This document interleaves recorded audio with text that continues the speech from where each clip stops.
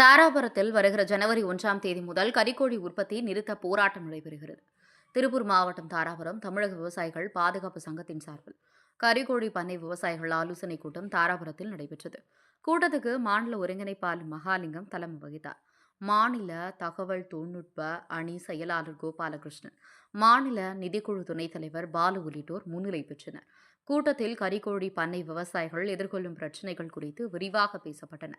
பண்ணையாளர்களின் வாழ்வாதாரத்தை பாதுகாக்க அரசு உற்பத்தியாளர்கள், வாங்குபவர்கள் ஆகிய மூவரும் சேர்ந்து முத்தரப்பு பேச்சுவார்த்தை நடத்த வேண்டுமென வலியுறுத்தப்பட்டது.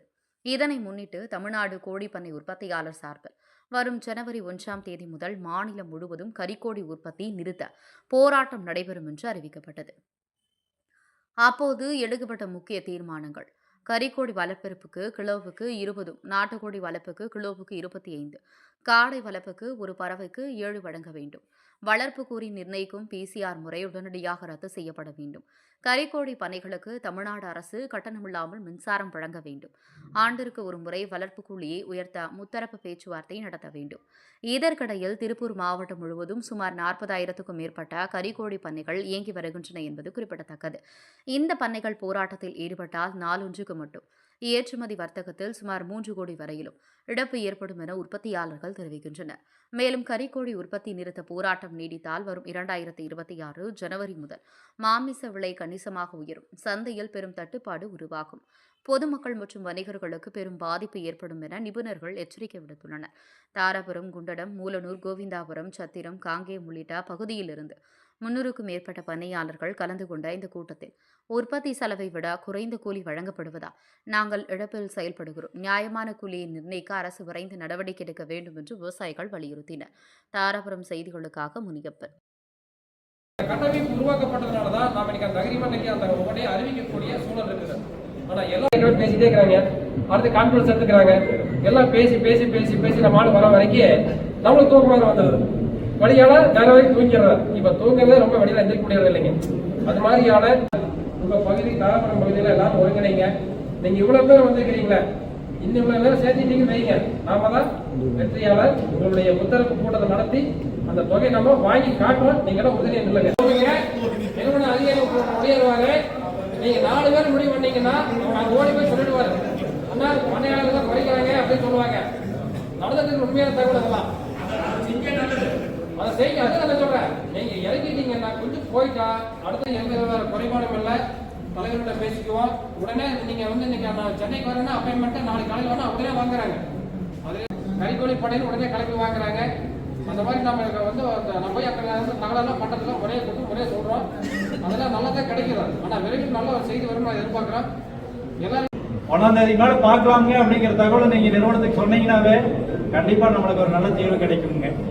அதே மாதிரி நிறைய பேருக்கு இன்னொரு சந்தேகம் இருக்குது, கூலியை உயர்த்தி கொடுத்துட்டா இன்னும் நிறைய பேர் பண்ண ஓட்டுவாங்க, அப்புறம் நம்மளுக்கு எல்லாம் இன்னும் பேட்ச் குறைஞ்சு போயிடும். இதுல உங்களுக்கு ஏதாவது சந்தேகம் இருந்தா கேளுங்க, உங்க கருத்துக்களை சொல்லுங்க. அதே மாதிரி யார் ஒருங்கிணைப்பாளராக இருந்து செயல்படுவாங்க.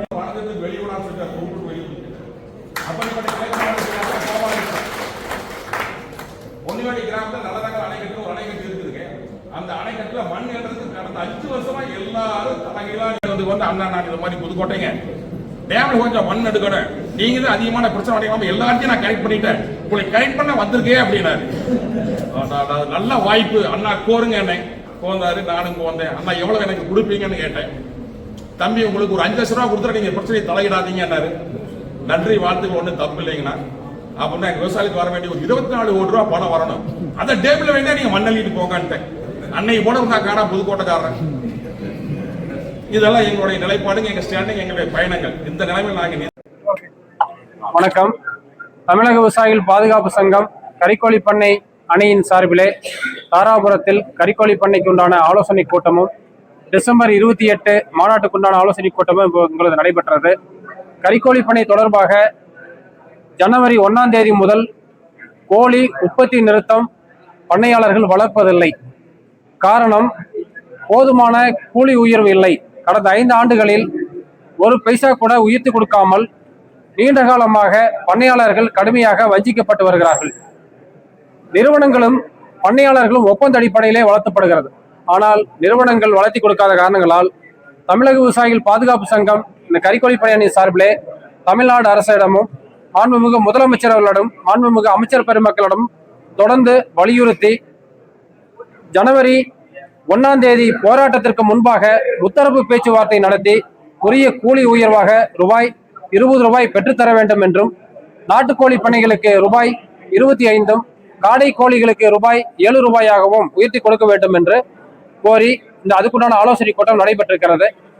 ஒருவேளை உத்தரவு பேச்சுவார்த்தை தமிழ்நாடு அரசாங்கம் நடத்தவில்லை என்றால் ஜனவரி 1ஆம் தேதி அன்று தமிழக விவசாயிகள் பாதுகாப்பு சங்கமும் கறிக்கோழி பண்ணையாளர்களும் அனைவரும் இணைந்து நிறுவனங்கள் நடத்துகின்ற கேச்சரிங் குஞ்சு உற்பத்தி நிலையங்கள், அதே போல தீவன உற்பத்தி அறவாலைகள் அனைத்து பகுதியிலும் முற்றுகையிடுவோம் என்பதை தெரிவித்துக் கொள்கிறோம்.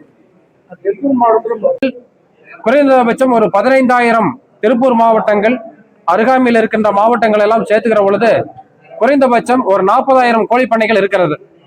ஏற்கனவே பழைய பண்ணைகள் ஒரு 10,000 கோழி பண்ணைகள் அழிந்து விட்டது. புதிதாக 10,000 பண்ணை உருவாகிவிட்டது. குறைந்தபட்சம் 40,000 பண்ணையாளர்கள் இருக்கிறார்கள். மகாலிங்கம், தமிழக விவசாயிகள் பாதுகாப்பு சங்கம்.